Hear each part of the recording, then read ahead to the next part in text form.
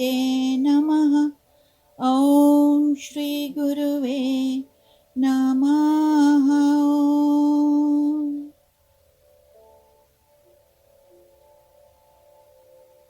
Pujya Gurudev, Pujya Shri Swami Jyotirmayananda Ji Maharaj of Yoga Research Foundation, Miami, Florida.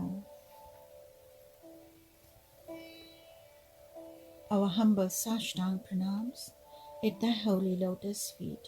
Thank you, Gurudev. Thank you for translating, providing us with the knowledge of the 4 gatekeepers at the Palace of Liberation. So today we will continue on day 4 in the gatekeeper number 2. So the first gatekeeper that we had satsanga on and we have completed that is Shama, that is serenity, keeping your mind serene under all conditions.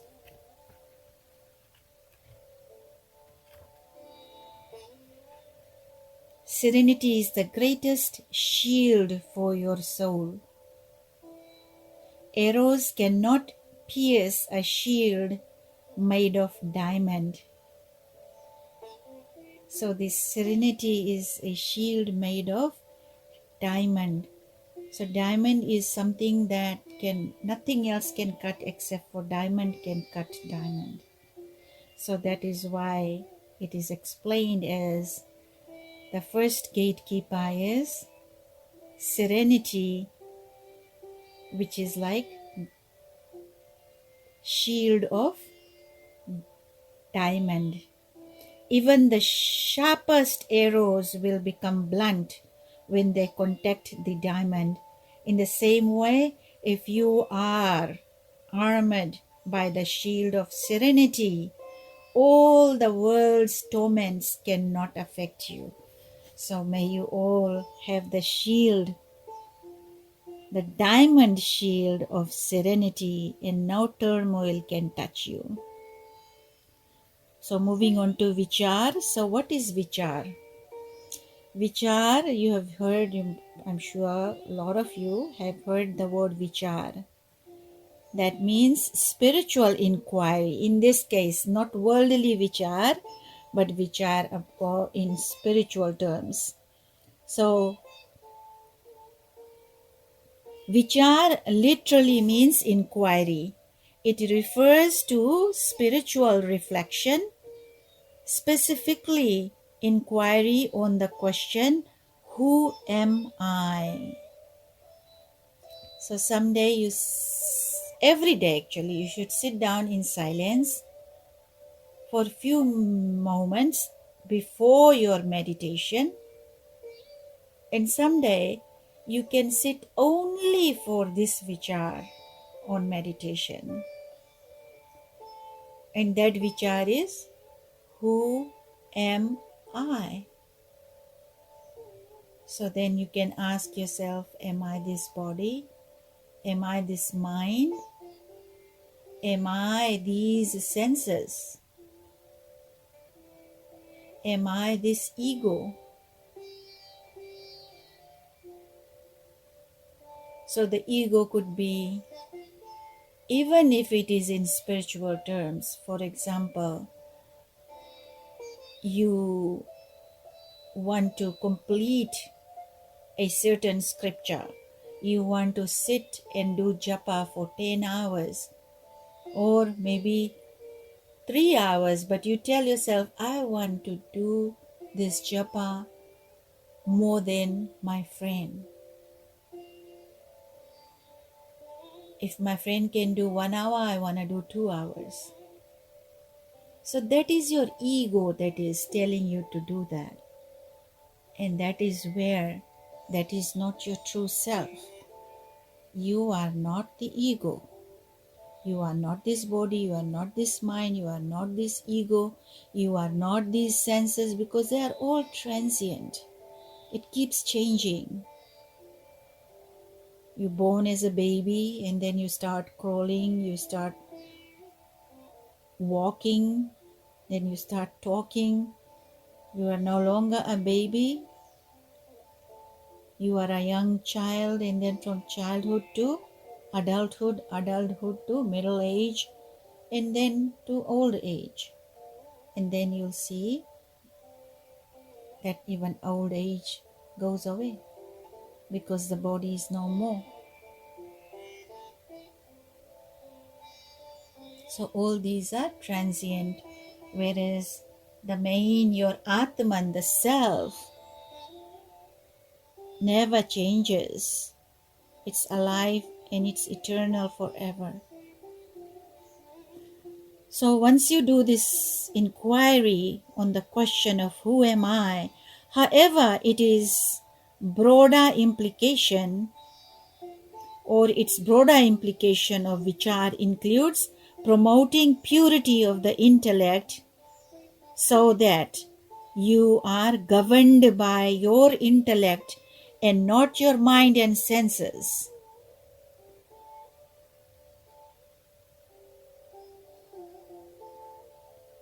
So the chariot of human personality, let's see what is that.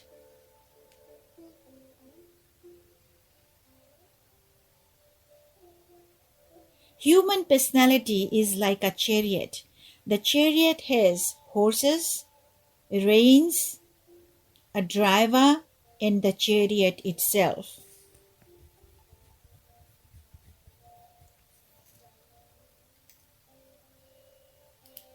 In turn, your intellect must be harmonized with the cosmic mind. We have done cosmic mind in Katha Upanishad. With everything in order, your personality moves on the right path to liberation. However, that is not the case with most people, for whom the chariot is left at the mercy of the horses, that is, the senses run uncontrolled. The mind may control the senses to some extent, but there is no clear direction for the chariot.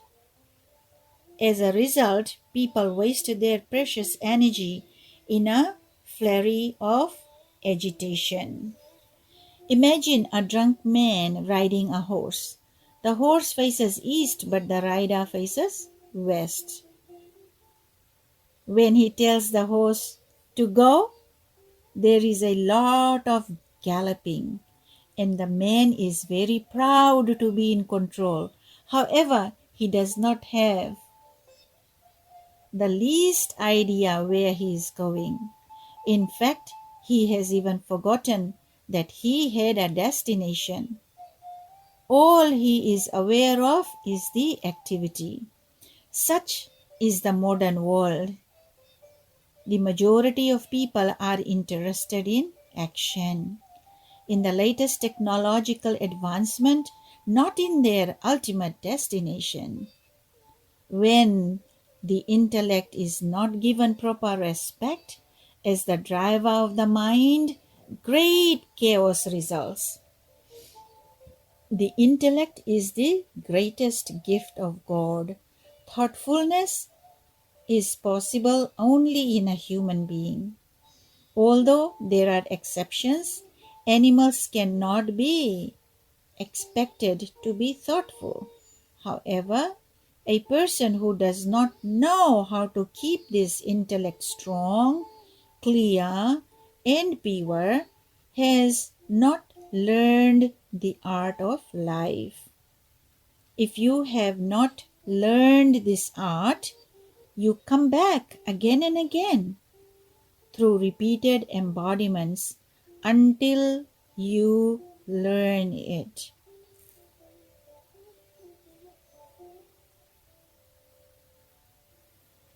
So no one wants to be that drunk man who is not even facing the same side as the horse. He's on the horse going east, and he's facing east, and the drunk man is facing west. That's how it is when the intellect doesn't work. the correct way to go or do certain things is not known. So the wrong things are done, wrong actions are taken. So there are 5 types of inquiry.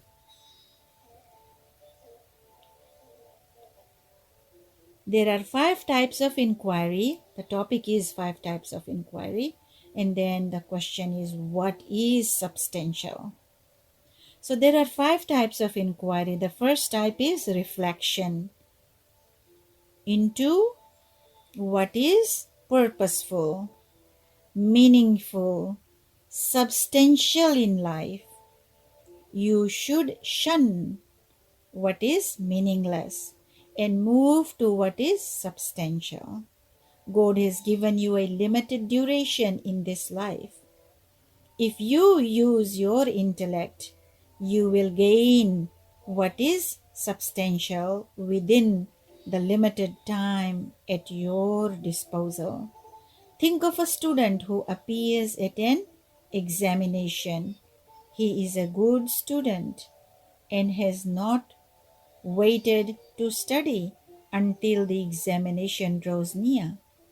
Rather, he is well prepared from the very first day he entered college.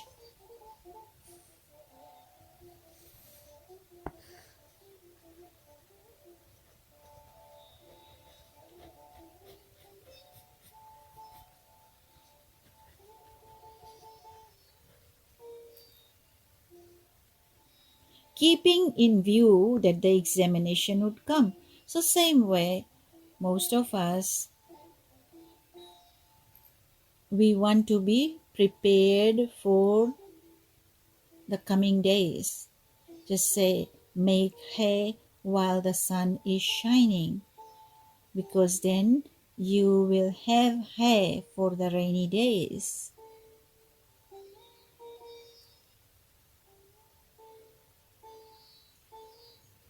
So during the exam, he answers all the questions to the best of his capacity and within the time allowed. He has done his duty and has time to relax and enjoy what he has done. He can look over his work, make certain embellishments, and feel happy about it. So life is similar. A time will come when you will have an examination. I hope you understand what it is about and when this examination comes. So let's see further. The great examination of death. So we all will go through that process of death. The soul, the Atman, will leave the body, and then these senses will no longer be there. Ego will no longer be there, seen. So the body dies. That's the time you have the examination of death. The very first day you breathe in this world, that examination date has been fixed. So we don't know, but God knows. God has fixed the date of that examination. So since we do not know, we have to prepare ourselves as soon as we realize that the most highest exam will be faced on the day of death, which we do not know the day. So therefore, the day we can say it will be from Monday to Sunday. Anytime, any date. But we do not know the date. So we have to prepare ourselves from the day we entered into this world. So when we are in childhood, we have brought our punyas from the past lives, and with the use of that, as soon as we start learning, reading and writing. That's why when you are born in a family, you are taken to satsanga and other places, tirath yatras by your parents. You are very fortunate. So we should all do that while the children are young so that they can still learn and receive punyas. And when they are adults, they will do it themselves. If they don't do it, then it is their path because of their past lives, probably. But we all hope that these, when the kids grow and they are in adulthood, they start practicing what they were taught by parents. As you live on, your mind must understand what is substantial and what is not substantial. You should not say, who cares what is substantial or not, because I have so many years to go. So there are students, they say, okay, I will come to college every day, I will come to school every day. When the examination date is known, then 2 weeks ahead of that, I will start revising my work. I will start studying harder. And there are some who say, no, I want to be ready. So let us all be ready at all times. So are you ready for that exam? You should ask yourself every day. Are you ready for that snapshot, that picture to be taken? Are you ready for that click? Ask yourself. Are you doing enough to face or challenge that exam? Ask yourself how much time you are devoting. Out of 24 hours, how much time do you have for God, who has brought you to this world, who is your first mother and father? So do not think that you have at least 30 or 40 years before you can even. 3 or 4 years seem like a lot. If you think 3 or 4 years is a lot, I have 30 or 40 years to go. But you may be wrong, or I may be wrong. Because the examination date does not tell. Like your college exam, you know ahead of time. This one, you don't know ahead of time. Therefore, be ready. Always be ready. If you think that way, you will be in the same situation as the student who thinks that there is a whole year before the examination. He thinks that way until 1 month before and suddenly becomes paralyzed because there is so much to do within a short time. Then they say, oh, the time is so short. I don't know. I don't have time. I feel sick now. I cannot do it. So don't be that. If you use your intellect, so God has given us the intellect, God has given us that buddhi that we should always utilize. If you use your intellect that God has given you, you are clear about your life and what you want to accomplish. To the extent that you accomplish it, you enjoy inner peace. Thus, one aspect of Vichar is understanding. One aspect of Vichar is understanding that enlightenment is the only thing that is truly substantial, and going after it with patience and perseverance.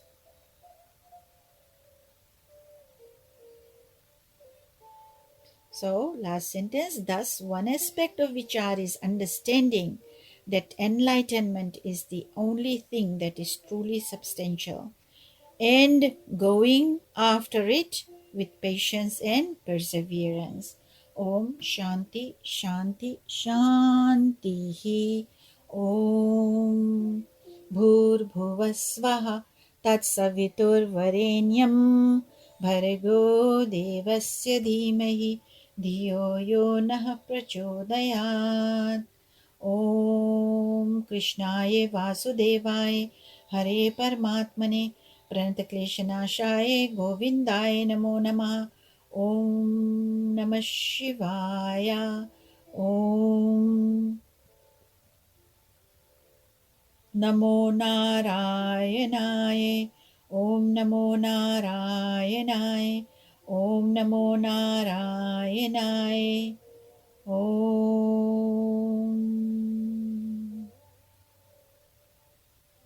शान्तिः शान्तिः शान्तिः। समस्तलोकाः सुखिनो भवन्तु। समस्तलोकाः सुखिनो भवन्तु। समस्तलोकाः सुखिनो भवन्तु। Divine love, light, healing, bliss, prosperity, and may we all have that diamond shield of serenity and have that intellect to be able to do Vichar, spiritual inquiry. Om Shanti Shanti Shanti.